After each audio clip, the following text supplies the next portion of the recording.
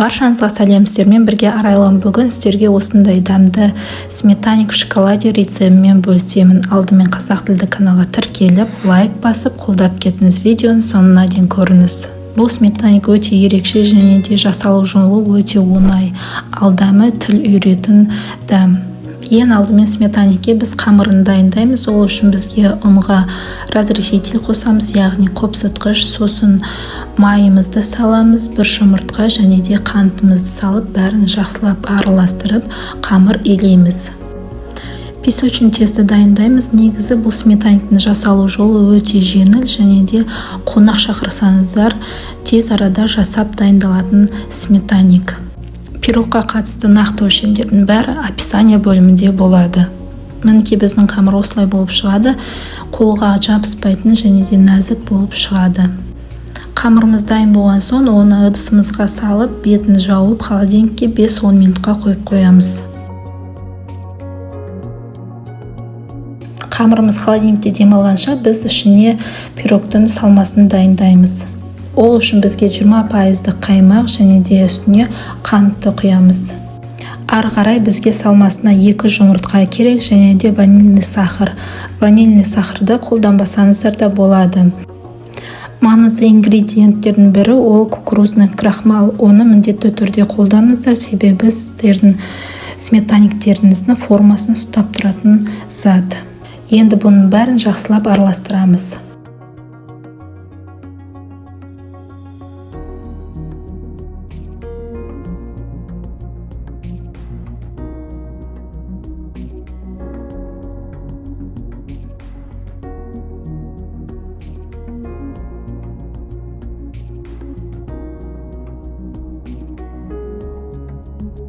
Холодильниктен қамырды алып, оны екіге бөлеміз. Бір бөлігін үлкенірек, бір бөлігін кішірек қылып істеңіздер. Осылай астына қамырды жаясыздар. Пирогқа кез келген форма жарайды. Менде осындай кольцо форма, соны қолданып пирог пісірдім.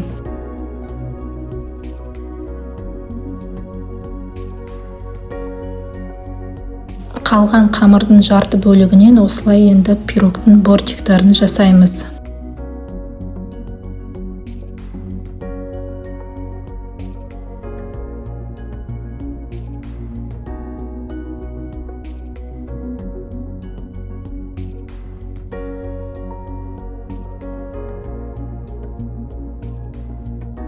Қамырды формаға орналастырып болған соң, ортасына салмасын құямыз.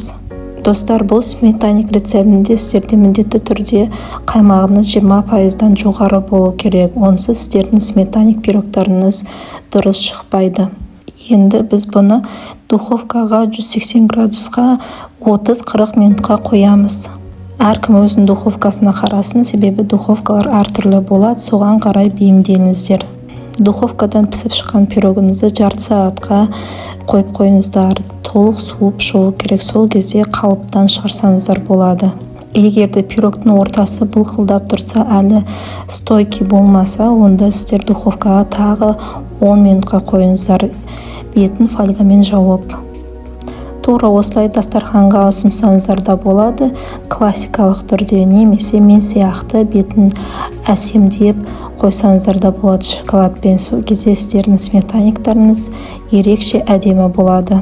Менде Қазақстан шоколады, оны ыстық суда осылай ертіп алдым. Сіздер микроволновкада немесе водяной баняда ертсеңіздер болады. Осыны сметаниктің үстіне жағамын. Шоколадты осылай қасықпен түзулеп шықтым, сосын үстіне кокосовый стружки қостым әсемдік үшін. Сіздер әртүрлі жеміс жидектер немесе жаңғақтар қойсаңыздар да болады.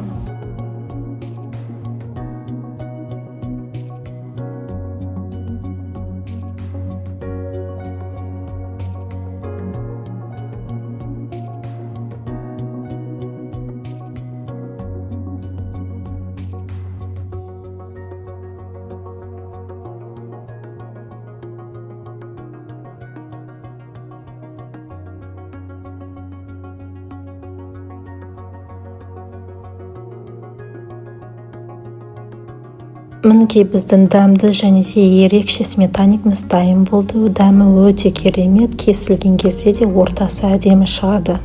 Негізі бұл сметаник чизкейкке ұқсайды, дәмі де өте керемет және де әрбір дастарханның сәнін келтіретін тағамдардың бірі.